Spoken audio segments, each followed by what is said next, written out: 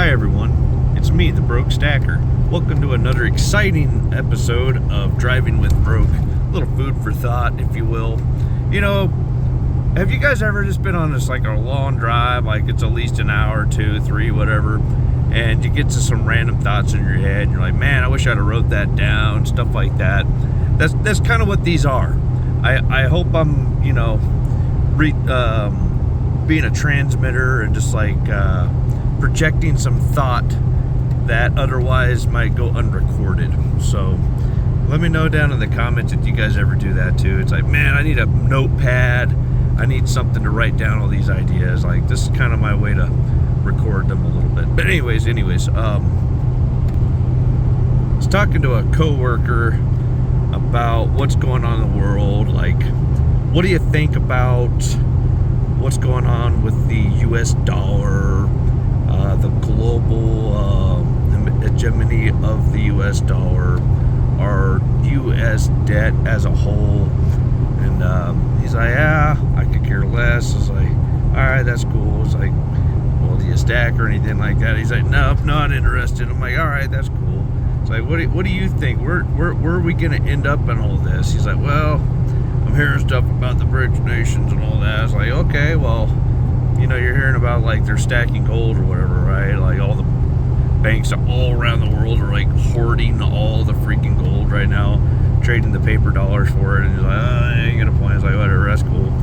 But I was trying to explain to him, like, well, if you think about it, like there was the great taking, the great all these things you're coming out with right now, but also there was the Great Reset. And I don't know if any of you guys remember around 2008, 2009, or maybe a little after that even, it might have picked it up late, was the Great Reset.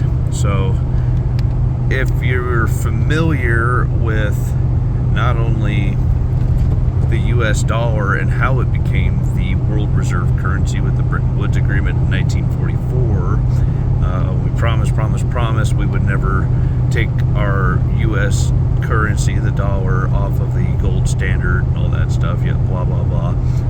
You got to look at not just the history of that, but the history of before that, how it became to come to that, and not only just that one, but the one before that and the one before that. It's like a 90-year super cycle, like a great transfer of wealth every 90, 120 years or so. So before the US dollar, we had the British pound sterling, sorry.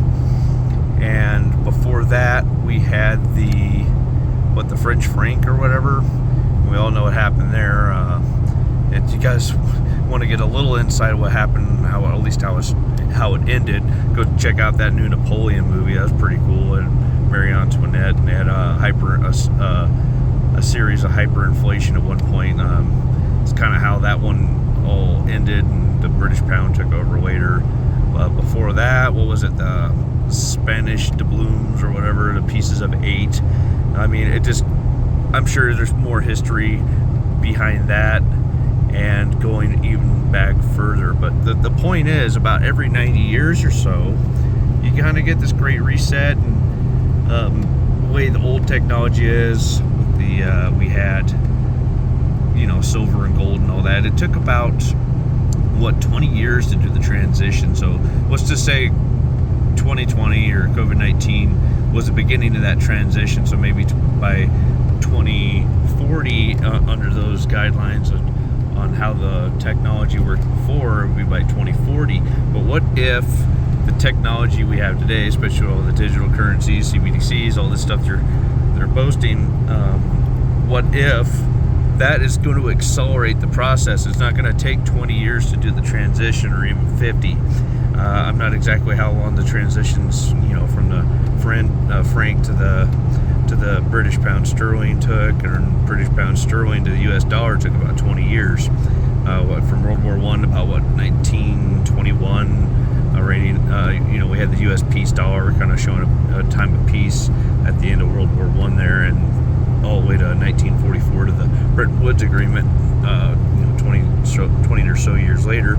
So if 2019, COVID-19 year, was the beginning of the end, and say it's an accelerated process from the 23, 24 years, whatever it was from the other one, because of technology.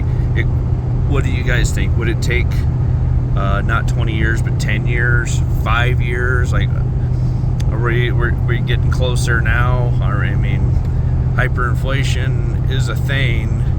If you look at a chart of our overall debt over the course of, the entire life of the U.S. dollar and the U.S. government and all that, from the birth of the United States here, 1776, blah, blah, blah, all that, until present, everything's fine until the last few years. And we went from $1 billion to $4 trillion just in the last 10, 20 years to now all of a sudden 34 trillion. Like, oh my God, it just went from a small hill to a steep incline into a mountain.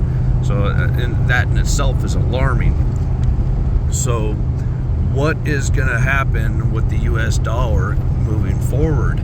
There's got to be a fix to it, right? I'm not here just to bitch and moan and say, oh God, the end is near. How do we fix this? How do we protect ourselves? What can we push for our senators and our congressmen? How can we write them a letter and what to do? What can we do to fix this?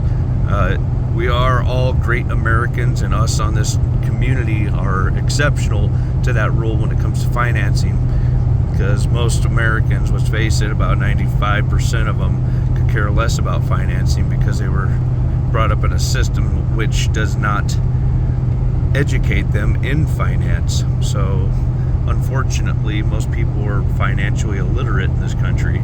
I being one of them, most certainly. I mean, I'm learning, every day I'm trying to learn something new, how to protect myself, how to apply funds, how to not just be a broke stacker, if you will. I'm trying to get out of that phase. I'm trying to move forward, get out of that. So how can we protect ourselves, not only ourselves, our country, our countrymen, and prepare this great nation for the future and be able to pass the torch to the next generation and give them the right tools to do so? Let me know down in the comments what you guys think. How can we do this? What do we need to do? I mean, you can only protect yourself so much, but how can you protect your country? I'm open for suggestions. You guys keep stacking, stack them high. I'll see you on the next one.